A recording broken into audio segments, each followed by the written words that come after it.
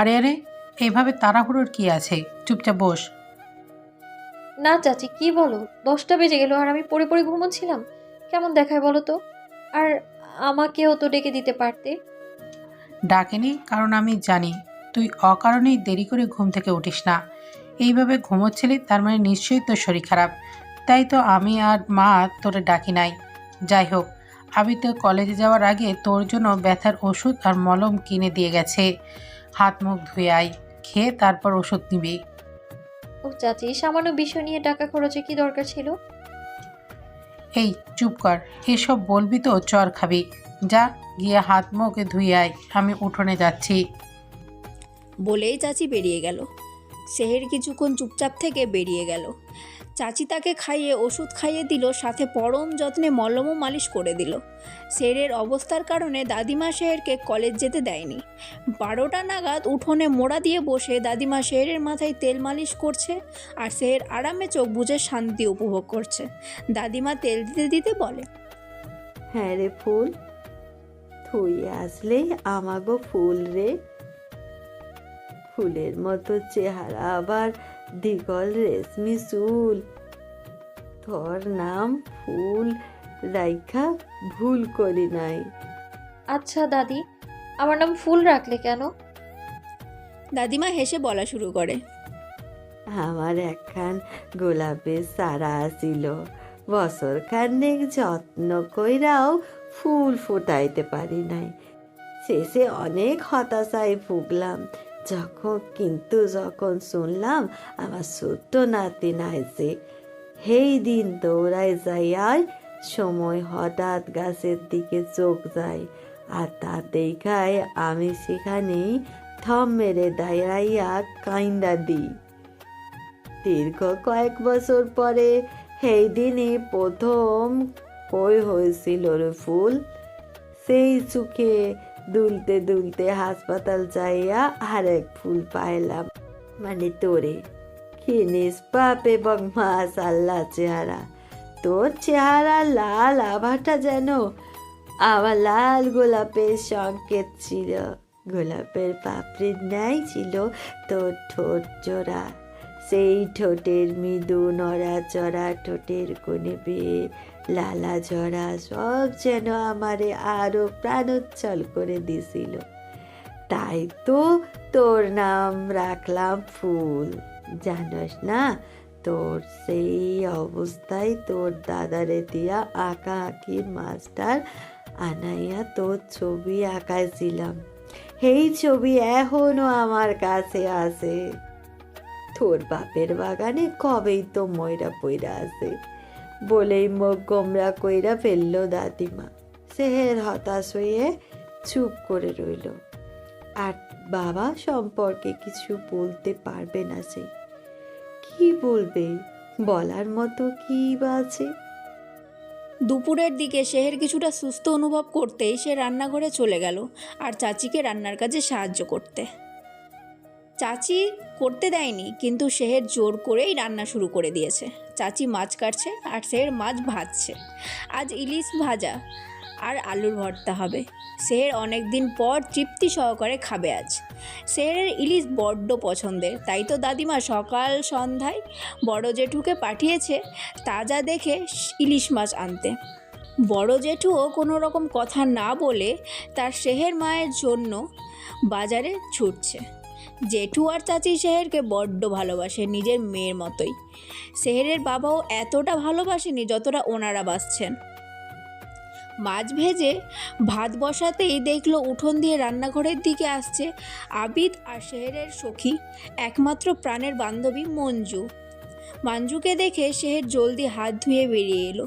মঞ্জুর কাছে এসে দুজনকে জড়িয়ে ধরলো। মঞ্জু তো কাঁদো কাঁদো কণ্ঠে বলে উঠল, এ তোর কি হলো সখী? ঠোঁটের আশেপাশে এমন কালো দাগ কেন? কি বিভৎস! সেহের ম্লান হেসে বলে, আরে তেমন কিছু না, ভেতরে আয়। হঠাৎ আবিদ ভাইয়ের সাথে এখানে হাজির হলি? তো কি করতাম, কলেজ যাসনি তাই আবিদ ভাইয়ের সাথে দেখা করি। ওনার মুখে সব শুনে না এসে পারলাম না। পাশ থেকে আবিদ বলে উঠল, হ্যাঁ, সামনে নাকি তোর পরীক্ষা, কলেজ হলেও সাথে করে নিয়ে আসলাম।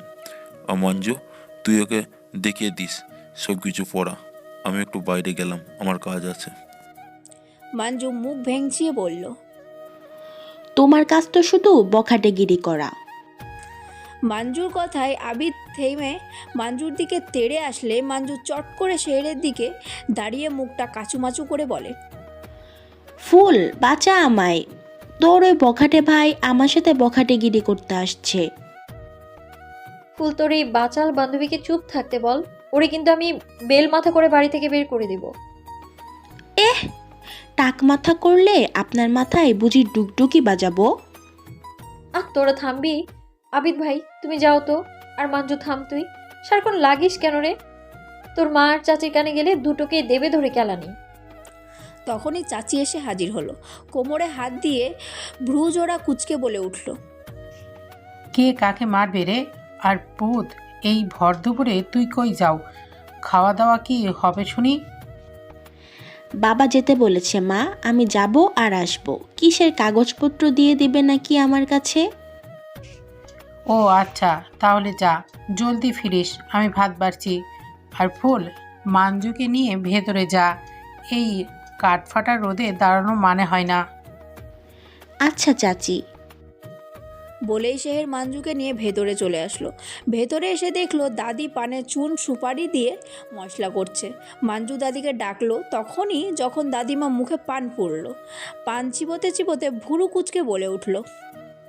কি মানজি, আজ কি মতলবে আসছ শুন? তোমার নাতনি রে আজকের পড়া বুঝাইতে গো দাদি।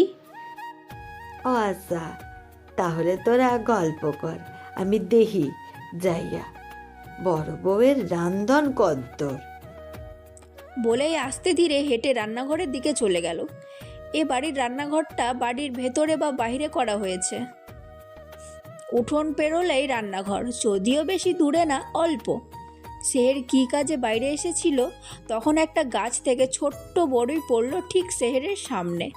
সেহের ভুরু কুচকে উপরে তাকালো, পাতাও কয়েকটা ঝরছে, এর মানে নিশ্চয়ই কেউ বড়ইতে ঢিল মেরেছে। সেহের ছোট্ট বড়ই হাতে নিয়ে বাড়ির পেছনের দিকে গেল, কারণ বাড়ির সামনে উঁচু উঁচু দেওয়াল হলেও বাড়ির পেছন দিকে লটকি আর লম্বা লম্বা গাছের ডাল দিয়ে বাঁধানো।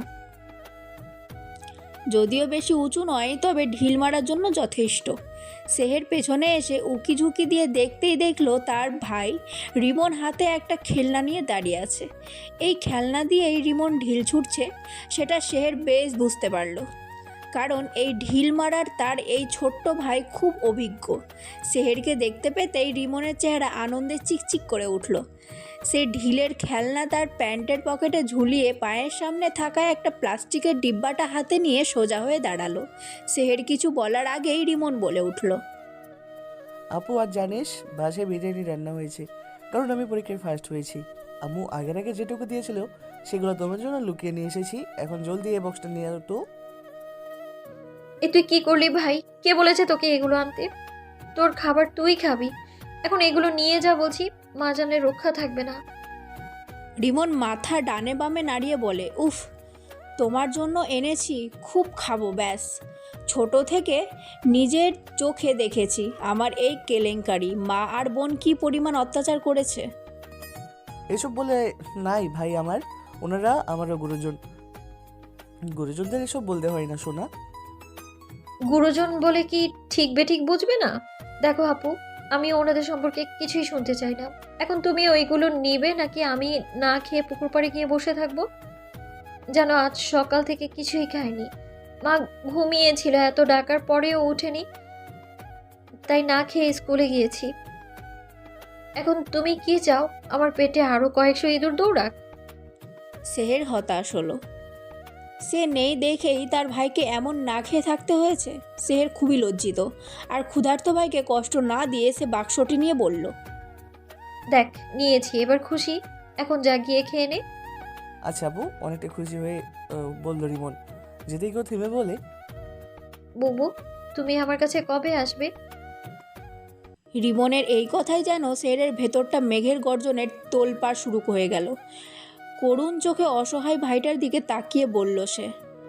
অভিনেত্রী সিনথিয়া বারংবার নিজের স্টেপ ভুল করছে স্বাদের দিকে তাকিয়ে তাকিয়ে, আর স্বাদ এসে চরম রেগে বারবার কাট কাট বলে উঠছে। এবার যেন স্বাদের ধৈর্যের বাঁধ ভেঙে গেল। মিস সিনথিয়া, আপনি কি এখানে আমাকে দেখতে আসছেন নাকি কাজ করতে? নিজের কাজটার দিকে ফুল ফোকাস করুন। আপনার জন্য আমাদের নেক্সট শিডিউল মিস যাচ্ছে। আপনি একজন অভিনেত্রী বলে বারবার ভুল করবেন আর আমরা দেখে যাব এমন কিছু ভাবার চেষ্টাও করবেন না। সকলের কাছে সময়ের মূল্য আছে, specially mine. So go fast, otherwise I will take action. স্বাদ আরও কিছু বলতে গিয়েও বলতে পারল না তার অ্যাসিস্ট্যান্ট কবিরের জন্য।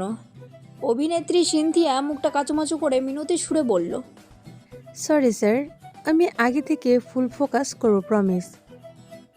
তো এখানে দাঁড়িয়ে না থেকে go and do your work. বলেই স্বাদ কিছু না বলে নিজের ডাইরেক্টরের চেয়ারে বসলো। এখানে একটা কথাও স্বাদ ঝাড়ি দিয়ে বলেনি, পুরোটাই শান্ত এবং কড়ার কণ্ঠে কথাগুলো বলছে।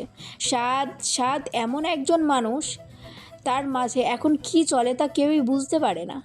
আজ স্বাদই শিডিউল নিচ্ছে, কিন্তু এই সিনথিয়ার খামখেয়ালি তার একদমই সহ্য হচ্ছিল না। গম্ভীর প্রকৃতির স্বাদের ভাষ্যমতে, তুমি যাই করো, তোমার আগের বহিঃপ্রকাশ কখনোই তোমার জন্য সুফল নয়। হয়তো এই জন্যই সাদ এত কম সময়ে নিজের অস্তিত্ব প্রমাণ করতে পেরেছে। তার টিম ওয়ার্কাররা যথেষ্ট সম্মান এবং ভালোবাসে সাদকে। সাদ দেখতে সুঠাম দেহে, লম্বা এবং সুপুরুষ। সে সিনেমা এবং নাট্য পরিচালনাতেই সন্তুষ্ট। যদি তার পরিচালনার পাশাপাশি অভিনয় করত তাহলে হয়তো তার আয় আরও বৃদ্ধি পেত। কিন্তু ওই যে সাদ বিন সাবরান তার ইচ্ছাকে বেশি প্রায়োরিটি দেয়। তার ইচ্ছের উপর আজ অবধি কেউ উঠতে পারেনি, তবে একজন পারে, সে আর কেউ নয়, তার একমাত্র মা জননী আসিয়া খাতুন। স্বাদের কড়া কথায় এবার সিনথিয়া বেশ ভালো অ্যাক্ট করলো। সকলে মুগ্ধ নয়নে দেখছে তার নিখুঁত অভিনয়। এই শিডিউল শেষ হতেই কবির এসে স্বাদের সামনে দাঁড়ালো। স্বাদ বোতল থেকে পানি খেতে খেতে বলল, কি বলবে বলো? খেয়ে নিন স্যার। আপনি বুঝেন কি করে আমি কখন কিছু বলতে আসি আর কখন কাজে? স্বাদ আরেক ঢোক পানি খেয়ে বলল, তোমাকে আমি আজ থেকে চিনি না, সে ভার্সিটি লাইফ থেকেই চিনি। বুঝলাম, তবে বলতে আসলাম আপনি সিনথিয়া ম্যামকে ভালোই ডোজ দিয়েছেন। আরও আগে দেওয়া উচিত ছিল, তাহলে আজকের সেকেন্ড শিডিউলটার সময় বদলাতে হতো না। স্যার আমার কি মনে হয় জানেন? কি? সিনথিয়া ম্যাম আপনাকে পছন্দ করে। স্বাদ এমন ভাব করলো যেন সে কিছুই শুনতে পেল না। আপাতত কিছুক্ষণ আগের রেকর্ডটা মনোযোগ সহকারে দেখছে, আর কবির হতাশার দৃষ্টি নিয়ে তার স্যারের দিকে তাকিয়ে আছে। এই প্রেম ভালোবাসার তার পছন্দের কথা বললেই যেন স্বাদের কানে যেন অটোমেটিক সুপারগ্লু লেগে থাকে। বরাবরই স্বাদ এইসব প্রেম ভালোবাসা খুব নিখুঁতভাবে ইগনোর করে, যেমনটা এখন করলো। কবিরকে থম মেরে দাঁড়িয়ে থাকতে দেখে স্বাদ মিনি টিভিটার দিকে তাকিয়ে বলল, ব্ল্যাক কফি আনছি স্যার। বলেই কবির চলল কফির ব্যবস্থা করতে। সে আজ আবারও ভালোভাবে বুঝলো তার স্যারকে প্রেম করাতে খুব একটা সক্ষম হবে না। পাগল নাকি তুই? তোরে আমি নরকে তোরে পাঠাইমু। তুই চিন্তা করলি কি কইরা? কোনো দিনও তোরে ওই বাড়িতে যাইতে দিব না। অত্যন্ত রেগে কথাগুলো বলল দাদিমা। সেহের দাদিমাকে বোঝানোর চেষ্টা করে বলল, দাদি, আমার বই খাতা সব ওই বাড়িতে, দয়া করে বোঝার চেষ্টা করো। আর রিমনটাও ভালো নেই গো, আমার যে ওর এই অবস্থায় একদমই ভালো লাগছে না। তো আমি কি করবো? আর তোর বই খাতা আমি আবদিরে দিয়া আয়না নিমু, তাও তোরে ওই বাড়িতে যাইতা দিব না। ফুল দেখ, বোঝার চেষ্টা কর। এবার তোর বাপ ওই বাড়িতে পেলে তোকে একবারে মেরে ফেলবে, একটু বোঝার চেষ্টা কর। 2 দিনের দুনিয়ায় প্রাণের ভয় করে কি লাভ ভাইয়া? এর চেয়ে ভালো নয় কি উপর যিনি আছেন তার উপর ভরসা করে চললাম? আবিদ অসহায় দৃষ্টি দিয়ে সেহেরের দিকে তাকালো। সেহেরের চোখে মিনতি। আজ অবধি কোনো দিন তারা সেহেরকে এই বাড়িতে রাখতে পারেনি 1 অথবা 2 দিনের বেশি। কিসের টানে যে সেহের বারবার ওই বাড়িতে চলে যায় তা তাদের অজানা। কিন্তু কেউই চায় না এই অসহায় মেয়েটাকে ওইখানে রাখতে। সকলেই জানে সেহেরকে কত অত্যাচার সহ্য করতে হয়। আবিদ একটা দীর্ঘশ্বাস ফেলে সেহেরের সামনে থেকে সরে আসলো। দাদিমা হাজার তর্ক বকাবকি করেও সেহেরের সিদ্ধান্ত বদলাতে পারল না, তাই সেও আর কিছু বলতে পারল না। সেহের রাতের খাবার খেয়ে চাচির বাসা থেকে বেরিয়ে গেল। নিস্তব্ধ পরিবেশ, ঝিঝি পোকার ডাক শুনতে শুনতে সেহের সেই বাড়িতে চলে গেল। দরজায় নক করার মিনিট খানেক পর সৎমা দরজা খুলে দিল। সেহেরকে দেখে সে কোনো রকম রিয়াকশন করলো না। সৎমা যেন আগেই জানতো সেহের আসবে। সেহের স্নান হেসে ভেতরে প্রবেশ করে বলল,